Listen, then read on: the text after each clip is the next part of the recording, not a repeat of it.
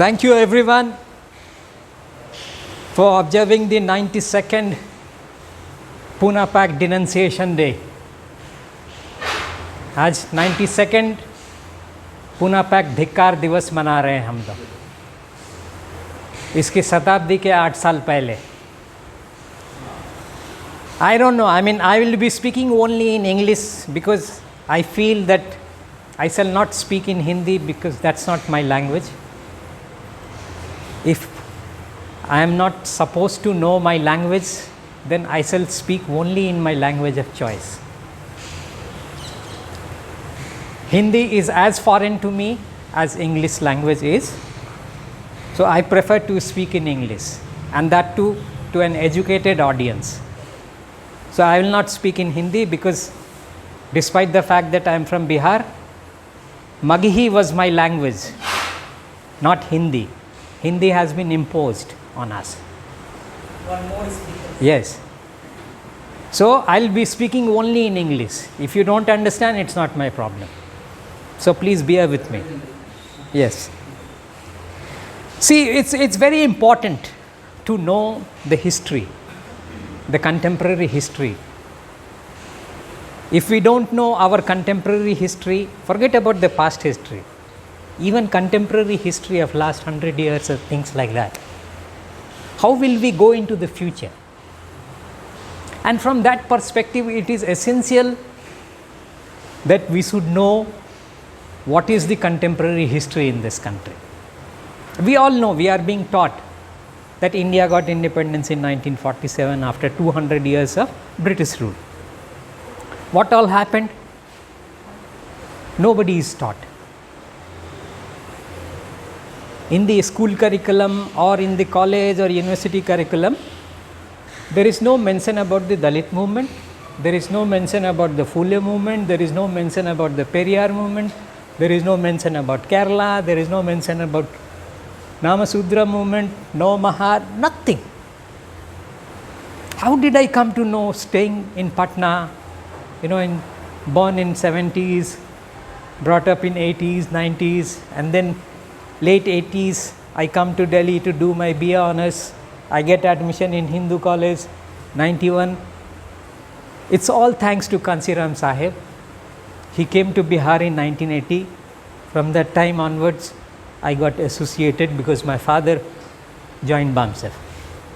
Being in the government service, as a magistrate, he welcomed Kansiram Sahib in Gaya. That time my father was posted at both Gaya as the deputy collector. So from that time onwards, at my home, we started receiving the Bahujan Sanghatak and the oppressed Indian. At that point of time, I was in class 6th. I started reading it. Just believe me, 1980 I started reading oppressed Indian because it was one of my habit to read the newspapers at home. So I started reading Bahujan Sanghatak and also the oppressed Indian. That's how my Ambedkarization started. Because till that point of time, I was a devout Hindu. I would read Hanuman Chalisa like other children were doing. I would also go and perform Saraswati Puja as other children were doing.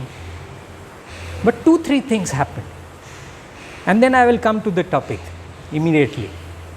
Because it's easy to explain the related argument that why we should be observing the denunciation day for Poona Pact today.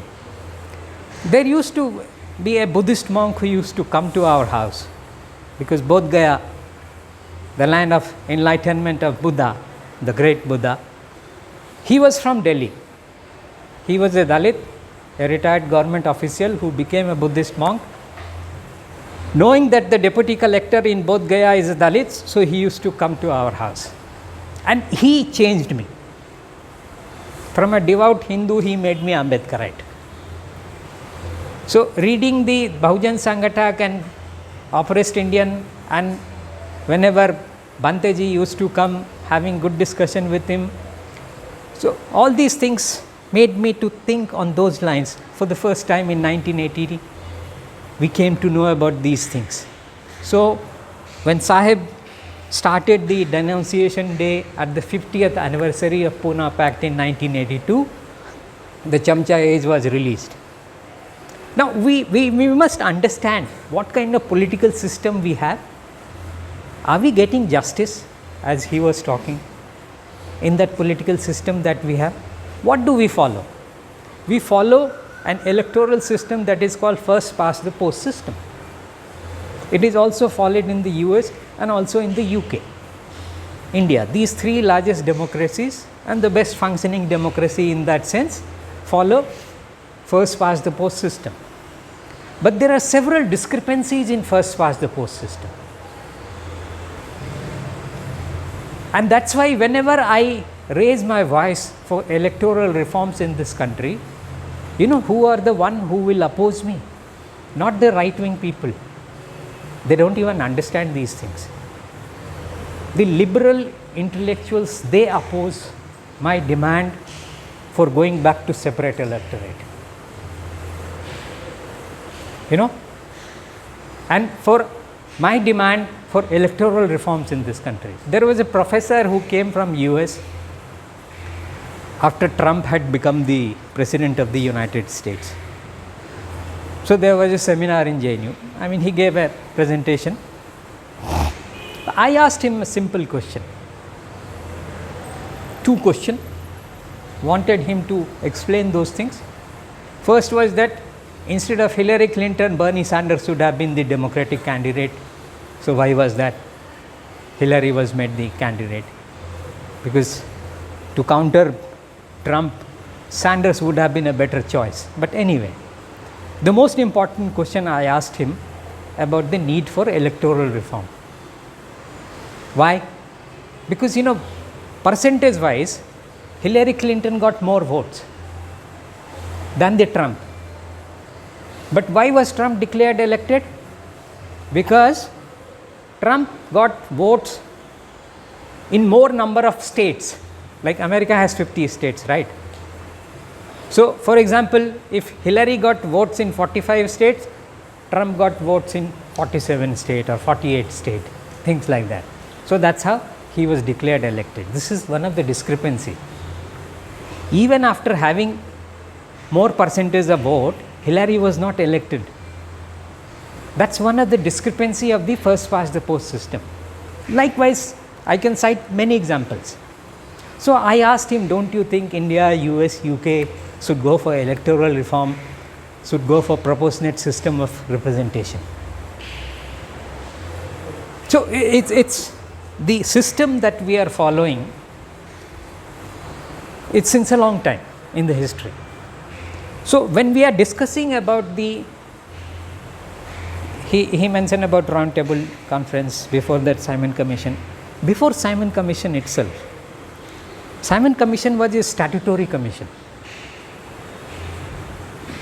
If you read that report, it's a very important report of 1930, in which so many things, the future political arrangement for India was discussed, and a framework was included in that report, and that became the basis for Government of India Act 1935.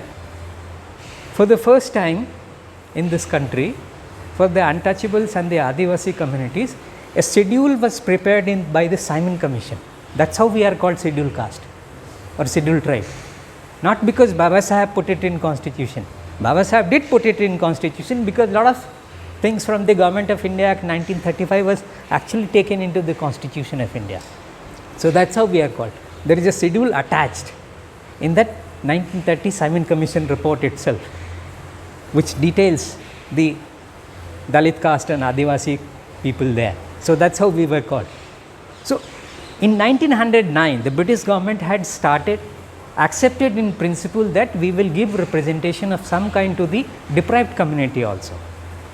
So, in 1919 and then again in 1925, some representation was given to Dalit community here and there, you know, wherever the Dalit movement was strong, like say Bombay Presidency or Madras Presidency, that kind of places, you know, some representation. So, when the round table conference was coming up, Baba Saheb Ambedkar, R. Srinivasan, they all had submitted 2 memorandums, very elaborate, large largely explained things that why we need protection of our rights in the future constitution of India. So, in that sense, they highlighted the need for proportional representation, adequate representation. These were the two words which you will find when you read Baba Saheb on Round Table Conference, on the need for communal award by the Ramsay MacDonald government. That was a Labour Party government. These are all very important to note. It was a Labour Party government which did, because as he was mentioning, Gandhiji opposed it in the Round Table Conference. The first conference they did not attend, second conference they attended. By the time it was clear that Ambedkar is going there with full force, R. Srinivasan is going there with full force, and they will somehow convince the British government that why there should be separate electorate for Dalits as well, untouchable community as well. And they were quite confident that they will be able to convince the Ramsay MacDonald government that yes, there is a need for separate electorate for the untouchable community also, because they need representation. And believe me, it was not only at the time of Round Table Conference that Baba Saheb was raising these matters. He even raised this matter for the first time at Southborough Commission. Adequate representation into the administration, into the political bodies. So, it has a long history from the time Ambedkar entered into the scene in India, in that sense. And it's very important if you read the writings and speeches of Baba Saheb, volume 2 and then volume 9, what Congress and Gandhi have done to the untouchables. Baba Saheb has given detail, constituency wise, province wise, that how after the implementation of the Poona pact, Dalits were crushed politically, and how Congress could claim that they have got the maximum support from the, as he was mentioning, after the Poona pact was signed, what was the system? They took away the twin rights of Dalits. Under the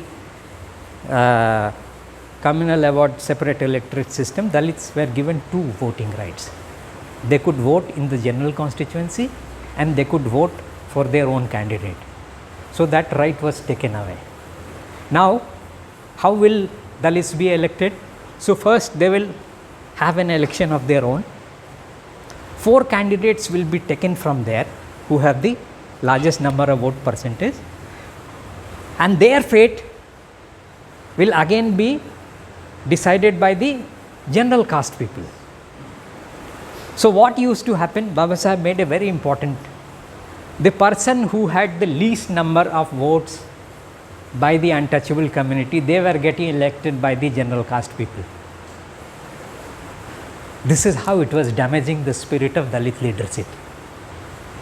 The Poona pact impact on the political representation issue of the untouchable community. There are several things that Baba Saheb highlighted, and he got so disgusted because there was so much pressure on him. Sarojini Naidu and many other Congress leaders, and even person like Rabindranath Tagore, he was standing with Gandhi, not with Baba Saheb or R. Srinivasan or the Dalit people. And why would they stand with Ambedkar or Dalit people? This country never had a history of any other caste person standing with the Dalit people or the Bahujan people. No. You take example from any state in India, you will not find the so-called liberated souls standing with the cause of the Dalits or the Bahujan Samaj. No. So, today also, everywhere I go, I ask them, how many people from other caste and community are here attending our meetings? You won't find any, in fact. In most of the meetings, you won't find any actually.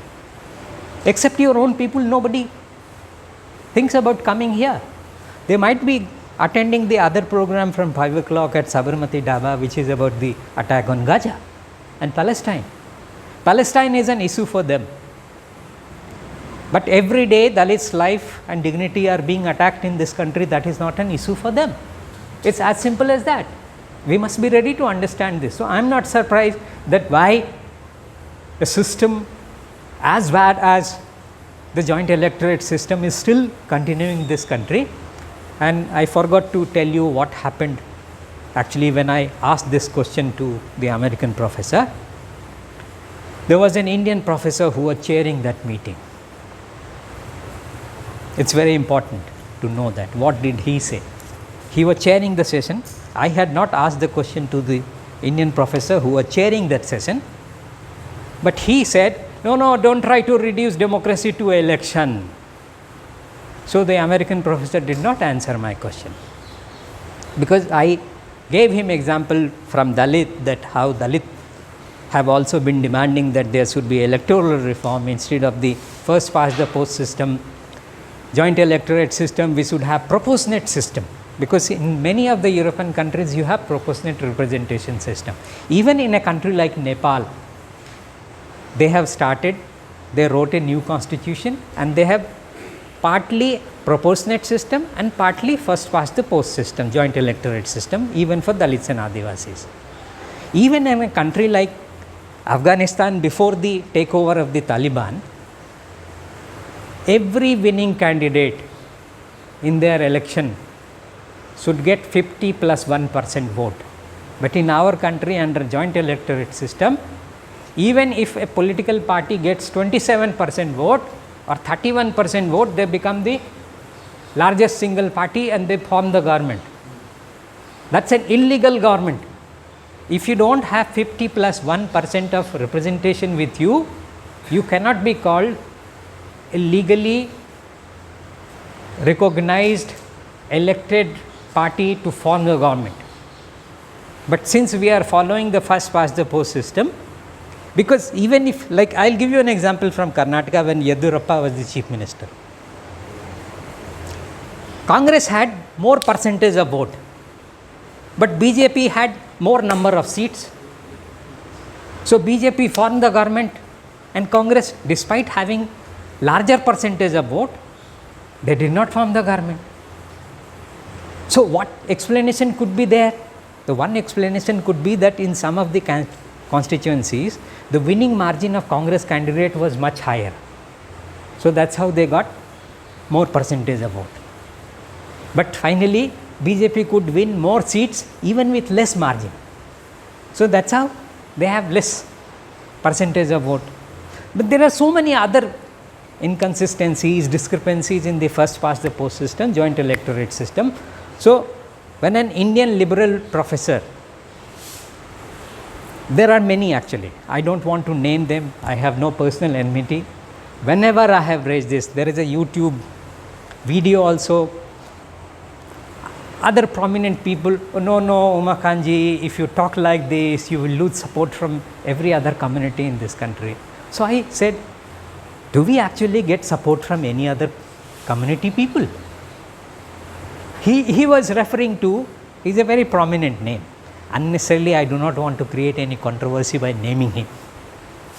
But personally, I might even tell you sometime who is that person. Oh no Umakant ji, आप ऐसा करेंगे तो बहुत बुरा हो जाएगा आपके साथ. अरे वो हमारे इतने बड़े हितैषी है कि पूछो मत, कि जो ये कहता है कि मैं यादव सिर्फ इसलिए हूँ कि बाय डिफ़ॉल्ट हूँ, क्योंकि मेरे घर में 4 जनरेशन से लोग टीचर हैं, तो मैं बाय डिफ़ॉल्ट यादव हो गया, अदरवाइज़ मैं हूँ नहीं, यही कहना चाह रहे हैं ना वो. तो but anyway, the point that I am trying to raise here is that why Baba Saheb, people like R. Srinivasan and many other people who were raising that Dalits should get, their share of the resources, their share of the justice, their share in the running of the country, administration of the country. So he was demanding, proportionate share everywhere.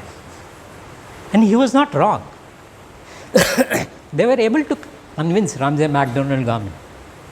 So after the conference, very surprising, and just observe the language that Gandhi was using. That will show his arrogance. That as a caste Hindu, how arrogant he was.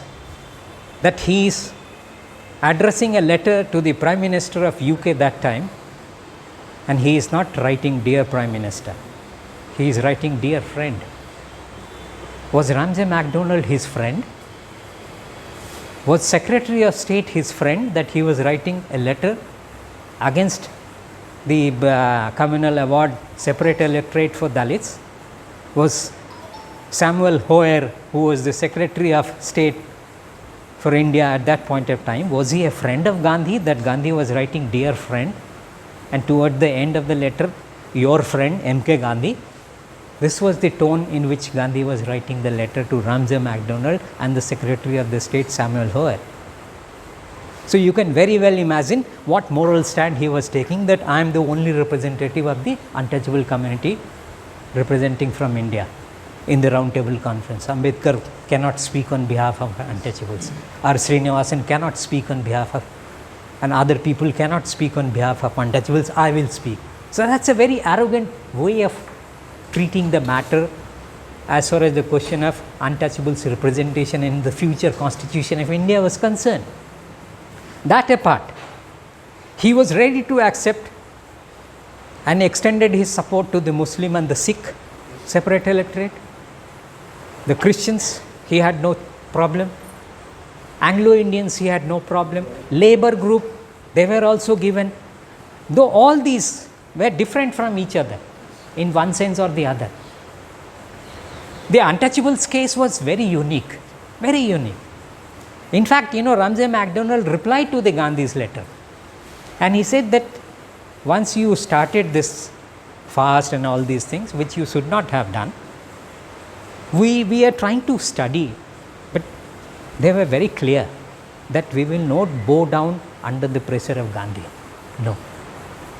We will make a change only when the untouchables agree.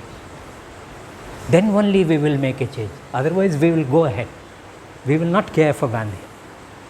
So only when Baba Saheb on 24th September 1932 was forced to go to Yarwada jail and sign the pact, then only British government made some change. Because Ramsay MacDonald had very clearly, and even before that Secretary of State Samuel Hoare also had very clearly stated to Gandhi that we will not change it until unless untouchables agree for it.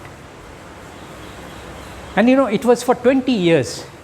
Because while Gandhi was opposing it, and there was a kind of fringy atmosphere that was created, because it was a complete blackmail to the British government and also to the Dalit community by the Gandhi. And I have no problem in saying that this was the biggest joke of Gandhi on Dalit. We are still suffering because of that. I will give you an example little later, how we are still suffering. And made it a point that I will sacrifice my life and I will keep on opposing this. This was the stand of Gandhi. Tagore, Rajagopalachari, Nehru, all prominent Congress leaders, they were standing with Gandhi, not with Ambedkar. Even person like MC Raja, who was from the untouchable community, he deserted Ambedkar.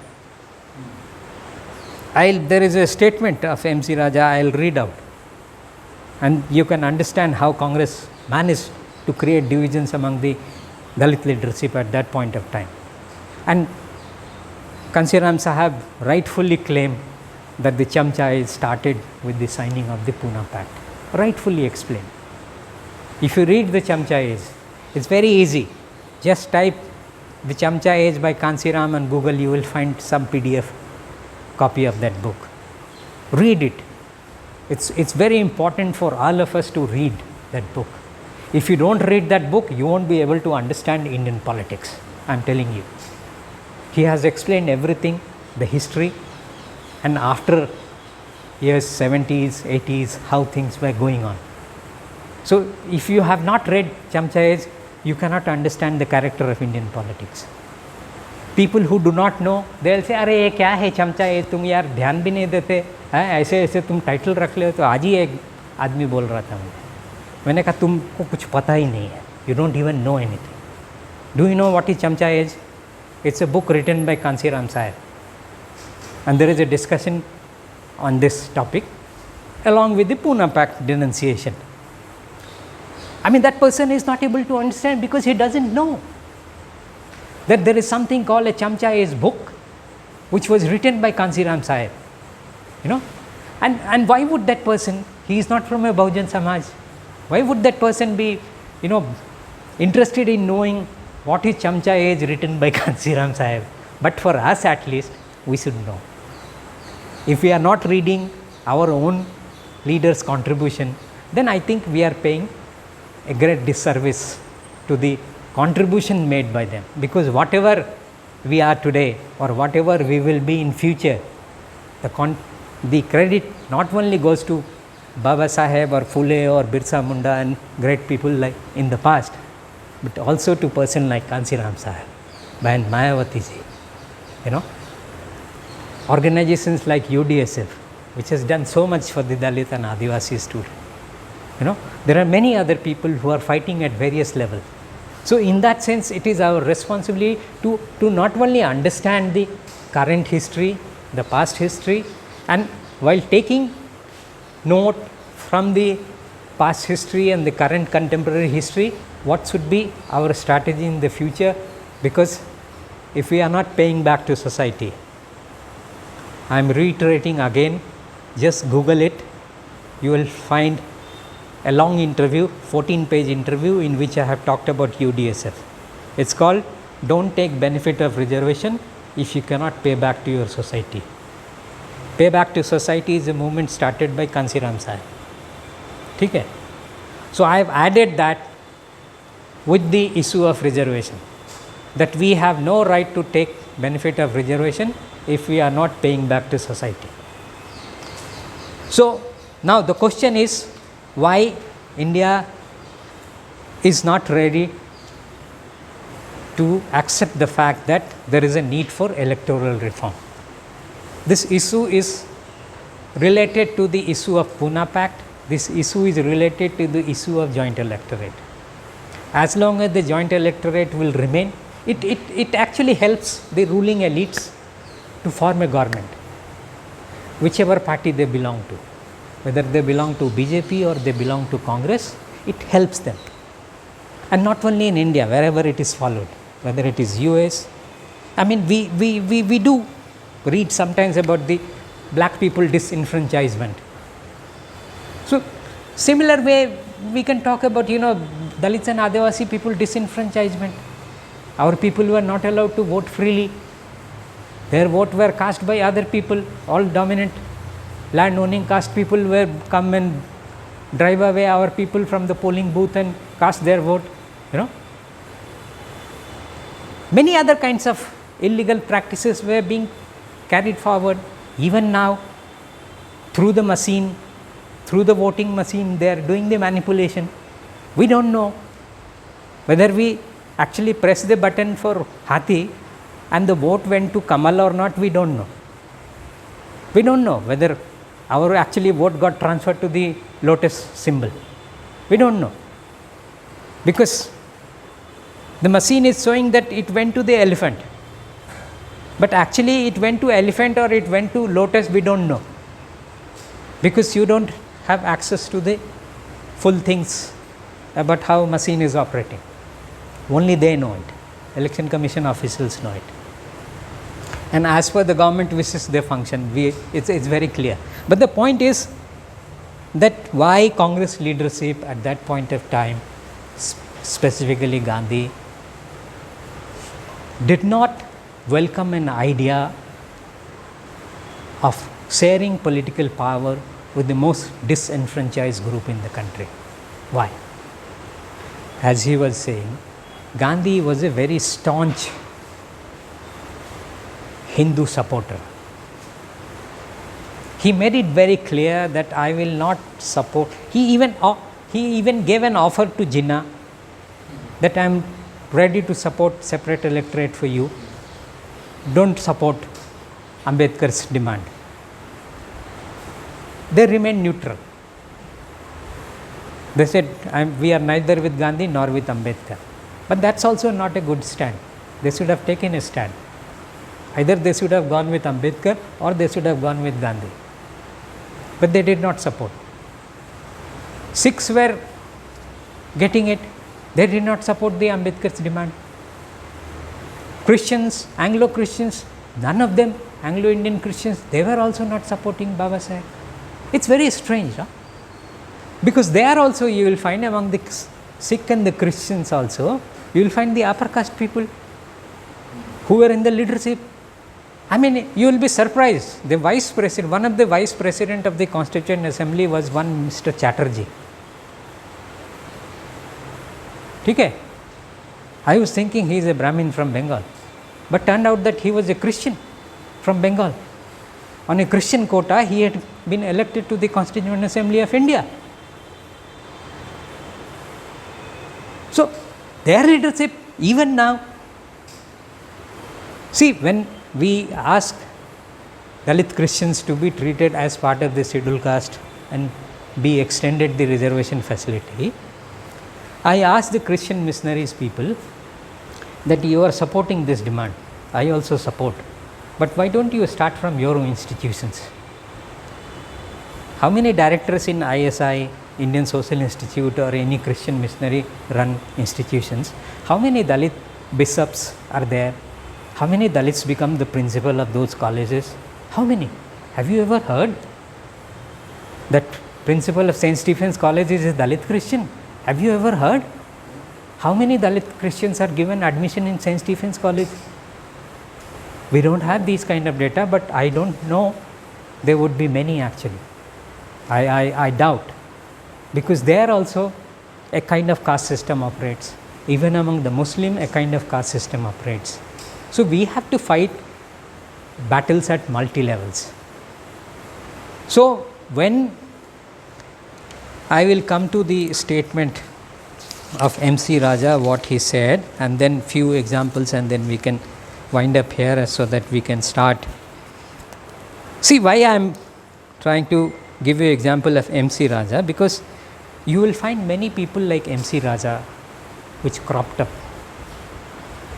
in the post Ambedkar age. I will give you examples without having any disrespect for such leaders. I will tell you, because it's important to understand that what kind of game they were playing. So, the MC Raja says, several untouchables leaders feared that Ambedkar would be held responsible if Gandhi succumbed to his fast, and this in turn could put the lives of ordinary untouchables in danger. One of them was MC Raja, the untouchable leader from Madras, who according to an eyewitness account of the event said, for thousands of years we have been treated as untouchables, downtrodden, insulted, despised. The Mahatma is taking his life for our sake, and if he dies, for the next 1,000 of years we shall be where we have been, if not worse. There will be such a strong feeling against us that we brought about his death, that the minds of the whole Hindu community and the whole civilized community will kick us downstairs further still. I am not going to stand with you any longer, Ambedkar. I will attend the conference and find a solution, and I will part company from you. So, a person like MC Raja, who was an important leader from Madras presidency, he parted company with Baba Saheb. There were many other people who parted company with Baba Saheb.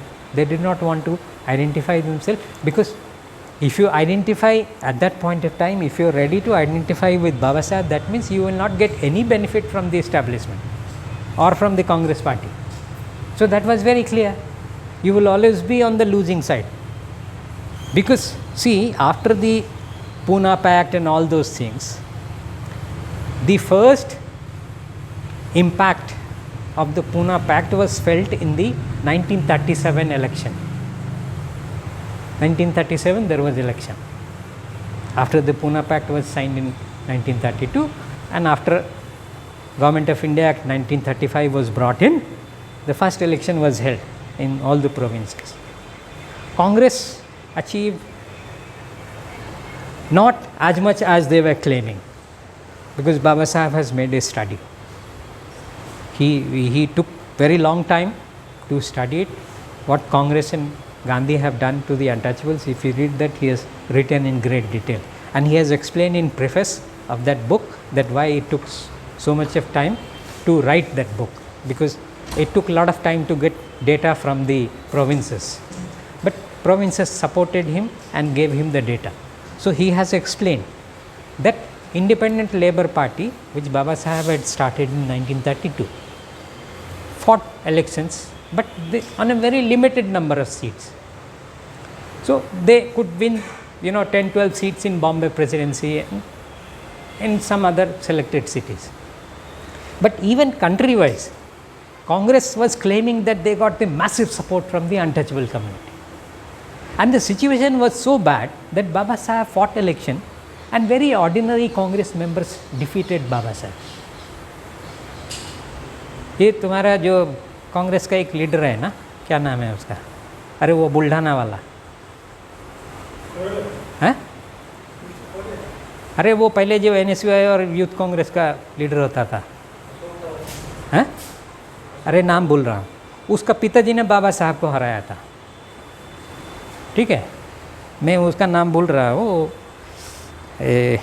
अभी वो leadership में नहीं दिखता है इसलिए नाम भूल गया हूँ, बट एनीवे उनका पिताजी ने भी बाबा साहब को चुनाव में हराया था, ठीक है. तो that's why I am saying that even ordinary person could defeat, and this is one of the flaw of the joint electorate system. Now I'll explain you how it operates, the joint electorate system. See, in none of the constituency Dalits are in majority, in none of the constituency anywhere in India, because Dalit population is very scattered. And if you read state and minority, Baba Saheb is actually proposing that Dalits should also be treated as a minority group, because what is your population? What is your population? Even after 2011, 21 census has not been taken, you are only 16-17% only, na? As close as the Muslim, that's all. And every state you are scattered. But government has accepted that there will be 15% seat reserved for Dalits. So like say for example, I am giving you an example from Bihar. Earlier there was 54 seats for parliament. After creation of Jharkhand, 50 seats. Okay. So there is one constituency called Gaya, parliamentary constituency, which is reserved. What is the population of Dalits in Gaya? 29%. That means 71% is non-Dalit, and it's the same. There is a place called Palamu, which is now in Jharkhand. Palamu had 31-32%. Okay, वो भी BJP जीतता है पलामू. यहाँ से गया से अभी जीतन राम मांझी जीत के आए हैं. Now 79% will decide who will win the Gaya parliamentary seat, not the 29%. Because since it's a reserved constituency, Dalit votes will get divided in all the candidates. So जिसको भी whoever gets the maximum number of votes from the non-Dalit community, they will win the election. So that is how earlier Congress was winning, and now BJP claims that they have the largest number of SC/ST parliamentarians and MLAs. Not because BJP is a pro-Dalit party, because candidate getting elected from reserved constituency are getting elected with the support of the non-Dalit vote, not with the Dalit vote. That's the biggest flaw of the reserved constituency joint electorate system. We reject it, and that's why they don't work for us. Because I know there were some who used to openly say to our people that get lost. I have not come here with your support. I have come here with the support of the Bhumiyar and Rajput community, and I will work for them. I will not work for you. They used to say it on the face of the Dalit people. Whenever they used to come to take help from them, they used to say it point blank on their face very frankly, that मैं आपके vote से नहीं जीता हूँ, आपका काम नहीं करूँगा. मैं जिसका वोट से जीत के आया हूँ, मैं उसका ही काम करूँगा. So if I am getting elected with the help of non-Dalit votes, I will work only for them, not for you. And that's why even today, when K. Armstrong is assassinated in Tamil Nadu, he was the state BSP president of Tamil Nadu. How many Dalit leaders from Tamil Nadu spoke? Except Thirumavalam. Which Dalit leader spoke from Tamil Nadu? Tell me. That will also explain you that how the Chamcha age works in this country, how Poona pact still works in this country. Because even after getting elected, they cannot open their mouth. Kumari Selja is sulking in Haryana. She has been sidelined completely. Her father was a prominent Congress leader, you know. It's not that she will leave the Congress, because Kharge Sahab is there. So they will ensure. Kharge Sahab is also an Ambedkarite, Kharge Sahab is also a Buddhist, Kharge Sahab is also a congressman.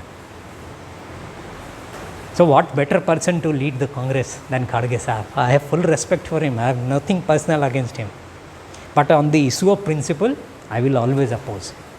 Because मेरा ये मानना है, this is what I feel, and I wrote in 1995 when I was still a student in JNU a letter to the Dalit Voice. The V.T. Rajsekhar published it in Dalit Voice, in which I did some soul searching. I don't believe in soul, but I did some introspection. Look within your own self, how we are not united. And that's why we are not winning the battle. There are internal contradictions within our own society. So I, on the basis of my own experience, because when V.T. Rajsekhar came to Patna in 1986, he asked me, because I went to meet him. So he said, what do you want to become? I said, I want to become like Baba Saheb. He was very happy. But how many people say that they would follow the path of Baba Saheb? Tell me. Honestly, not many. We don't need just one Kansiram. We need Kansiram from every family. Then only revolution will come. We need Kansiram from every family to carry forward the karma which Baba Saheb was talking about. But there are people who for their own personal benefit will not hesitate to join BJP. And when BJP doesn't give them ticket, then they will switch over to Congress. So they will keep jumping between Congress, BJP, Aam Aadmi Party. I mean, I'm surprised too. Sometimes I'm surprised, but most of the time I'm not, because I understand either their compulsion or their own misunderstanding or their lack of understanding. That recently a person who was, till certain time ago, he was in Aam Aadmi Party, he joins Congress. In between, he was an Ambedkarite, he was giving speeches everywhere. And one fine day, I read in the newspaper that he had joined Congress now. You know? So in that sense, it's a surprise and also not a surprise, because that also shows the ideological bankruptcy that one has. Because that is how you have developed yourself. That, you know, there was a person from civil society organization, and he told me once that I will take you to meet Arvind Kejriwal. You are a very bright Dalit activist, you know, who has worked at United Nations level also, and you can articulate very well. So he will be very happy to meet you. I said, no, I don't want to meet him. I hate him. I don't want to meet him. I hate him. I don't want to have any relationship with him. I don't want to meet him also. But I am giving you an offer. I will take you to Mayavati. Will you come with me? He kept mum. कुछ बोला ही नहीं. Did not utter a word. I said, why? You don't want to meet Mayavati? Because she is not elite. She cannot speak English, perhaps, as per your understanding. She is what is she? That you may not like to meet her. So if you don't want to meet Mayavati, I also don't want to meet Kejriwal. First you will have to meet Mayawati. If you are not ready to meet Mayawati, I am also not ready to meet Kejriwal or any other person, Rahul Gandhi or any other person. No. Because Mayawati is my leader. Do you have guts to say that? How many people have guts to say that? Even educated Dalit people, they do not have this guts to say, because many of them told me, I do not want to be called Mayawati of this campus. And that's why in the 90s when we were fighting here as Bahujan Student Front platform, now it is UDSF and BAPSA, that time we had Bahujan Student Front. 95 I was a general secretary candidate. Our own people were saying, women students were saying, we do not want to be called Mayawati of JNU. That's why we are not with you. We said, fine, get lost. We don't need you. हम चार ही काफ़ी है. ठीक है, चार ही हम हिला के रखेंगे. But the point is that Chamcha is. Few names I will take, not with disrespect to them. The Justice Gawai, who is there in Supreme Court, his father, he was a leader of the RPI, RS Gawai. He was Ambedkarite, but he became Chamcha of the Congress leaders. So sometimes he would become the governor of Bihar, he became the governor of Sikkim, he became the governor of Kerala also. Yes, I am just winding up. ठीक है, ये last example है. So, and Sahib mentions his name in the Chamchas, that when he was one point of time he was an MLC in Maharashtra, and there was another Gawai who was a IAS officer. So he would sometime become the PS of Gawai Sahib, or sometime become the OSD of Gawai Sahib. So wherever Gawai Sahib will go, this Gawai will also go. There was a leader called BP Maurya. He was from UP. Very firebrand Ambedkarite leader in the post-Ambedkar age. Itna firebrand that he used to win Aligarh parliamentary seat, which was a general seat. Indira Gandhi bought him. He became a Chamcha. All these were Ambedkarite people. Buddha Priya Maurya, unka pura naam tha. That was his full name. And toward the end of his life, where did he end up? BJP. These are all impacts of the Poona pact, I am telling you. Nothing else could explain that how our people keep jumping. Udit Raj, you see him in the present circumstances. This is all because they don't want to be identified with Banji or BSP or Kansi Ram Sahib. No, they don't have that guts. They are still ready to serve others, but not ready to accept to work under the leadership of our own leaders, because they are not ideologically trained people. See, if you are interested for individual salvation, there is enough scope. But if you are demanding collective salvation, there is no scope. Kansi Ram Sahib, Bahan Mayawati ji, our great leaders from the past, they all worked for the collective salvation of our people. सामूहिक विकास, अपना विकास नहीं, सामूहिक विकास. So if you are asking for collective salvation, nobody is going to support you, not even your own people, not many, because people have no consciousness of that kind. Because Karl Marx very rightly said, all poor people in the world cannot be called revolutionary people. They have to be, an attempt to create consciousness among them. So एक वैचारिक विमर्श के through एक आपको उनके अंदर ये सोच पैदा करनी होगी कि उनको क्रांति लाना है. Then only they will become the agents of change. Just because we are Dalit, just because we are OBCs or Adivasis or religious minority, we do not become the active citizens of the Bahujan Samaj. No, we are dormant. we are sleeping, and sometimes we proudly and rightly claim that साहब तुझे लख लख बधाई तूने सोती कौम जगाई, जगा तो दिया फिर सो गया, इतना घटिया समाज है. They have again slept, and those who were beneficiary of the leadership training given by Kansiram Sahab, they have joined with the BJP. People like Rajbar and all, they have gone there. Patels, Anupriya Patel's father, he was a product of Sahib only. Rajbar ji, they are all product of Sahib only. Sahib only made them leader.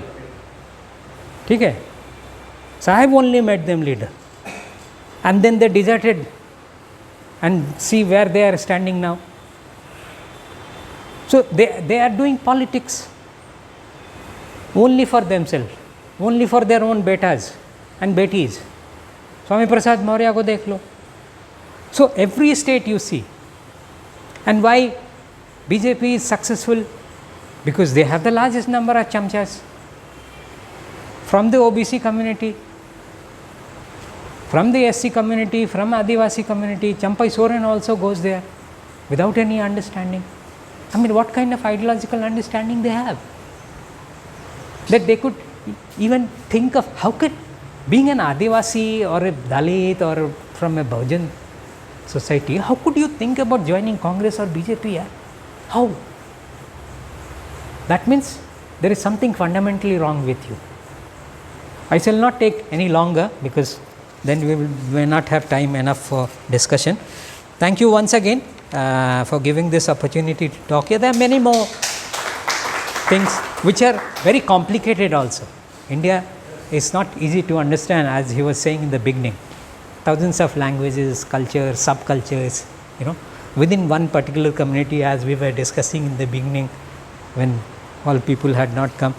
There are gotras, subcaste, this, that, I mean, all kinds of complicated things. So you cannot explain about India in black and white. No. There are multiple shades, and you have to understand and link up several things at several places so that you could have an informed opinion about things. So as far as the question of joint electorate system is concerned, this is going to create more problem in future. So we must be ready. We have been demanding from the election commission that there should be proportionate representation system. Nobody talks about it. So whenever I say separate electorate, we must go back to, people will stand up and say no, don't try to go back to separate electorate. I said call it proportionate system, don't call it separate electorate, give it any other name, but change the system. Until unless you change the system, justice will not come to us. Thank you very much.